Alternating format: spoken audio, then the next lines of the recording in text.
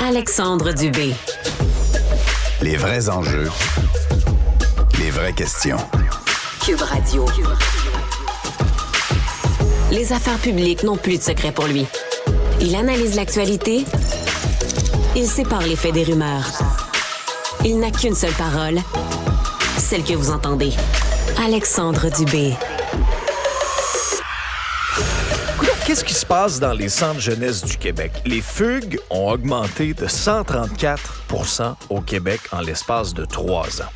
Il y a des endroits où c'est plus problématique que d'autres, selon ce que nous rapporte le journal. Dans le Bas-Saint-Laurent, augmentation de 1107 %. Dans l'ouest de l'île de Montréal, 467 % d'augmentation. Et en Outaouais, 306 %. Je vous dirais que c'est une tendance quand même qui est généralisée à la grandeur du Québec, mais ce sont les 3 endroits les plus problématiques actuellement selon ce qui nous est rapporté. En 2020, le ministère de la Santé recensait 3126 fugues dans l'ensemble des établissements.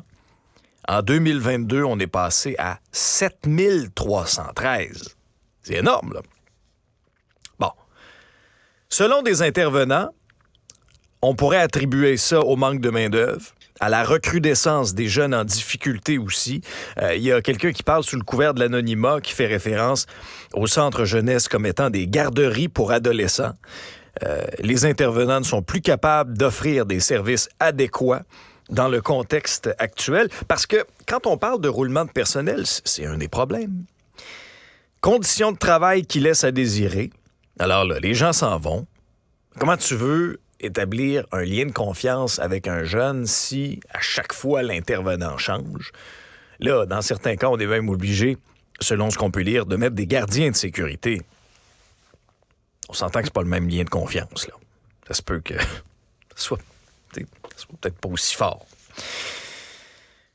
Combien de temps durent les fugues? On parle de 24 heures.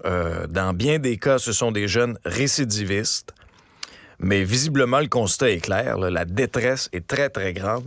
Tant au niveau des jeunes qu'au niveau des intervenants aussi. Et c'est ce qui est troublant là, dans cette histoire-là. Vraiment une situation, en tout cas, ce n'est pas reluisant comme portrait actuellement. La prochaine histoire va peut-être vous paraître un peu anecdotique, mais elle démontre un peu l'état de situation actuellement à Montréal, OK? Écoutez bien ça. Même les policiers ne sont pas épargnés par les compressions budgétaires à Montréal. C'est fini les dépenses d'ici la fin de l'année. Ils peuvent même plus laver leurs autopatrouilles. Non, vous rêvez pas, là. C'est fini. Fini. Dans les postes de quartier, là, il y a eu des officiers qui ont avisé les agents que tout achat est strictement interdit d'ici 2024. Il faut ménager, comme dirait Séraphin.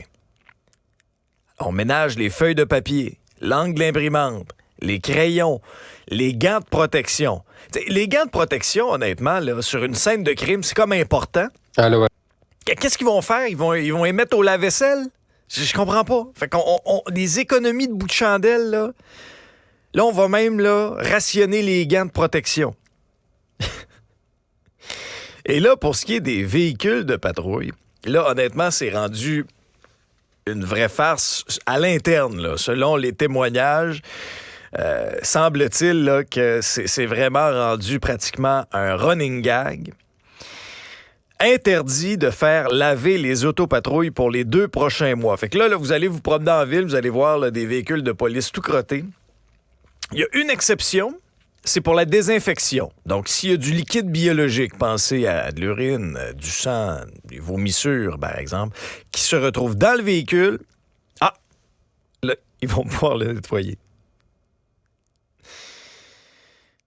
Il y a même des policiers qui commencent à se demander, coudonc, il va-tu falloir amener notre papier de toilette au poste? On est-tu rendu là? Ça démontre un peu le climat à l'interne. Il faut se serrer la ceinture pour plusieurs raisons. Entre autres, une perte de 40 millions en taxes de bienvenue à cause du marché immobilier difficile à Montréal. Hausse importante des heures supplémentaires au SPVM aussi. Et je vous rappelle que dans ce contexte-là, C'était la presse, le mémoire, qui nous apprenait ça. Qu'il y a des cadres à la ville qui ont eu quand même là, des bonis là, cette année pour être sûr qu'ils s'en vont pas au privé. On parle de... Tu sais, quand on additionne tout ça, là, on parle de millions. Puis pendant ce temps-là, nos hommes, nos femmes qui mettent leur vie en danger à tous les jours dans les rues de Montréal doivent rationner sur les gants de protection, peuvent pas laver leur char de police. Faut compter les feuilles de papier à l'imprimante. Puis si tu prends un crayon dans l'armoire, mais il prend un crayon. Faut faire attention. Usez-les jusqu'à la corde, là. Prenez pas de chance. Ouais, ça va bien. Bienvenue à Cube Radio. Voici votre nouvel épisode.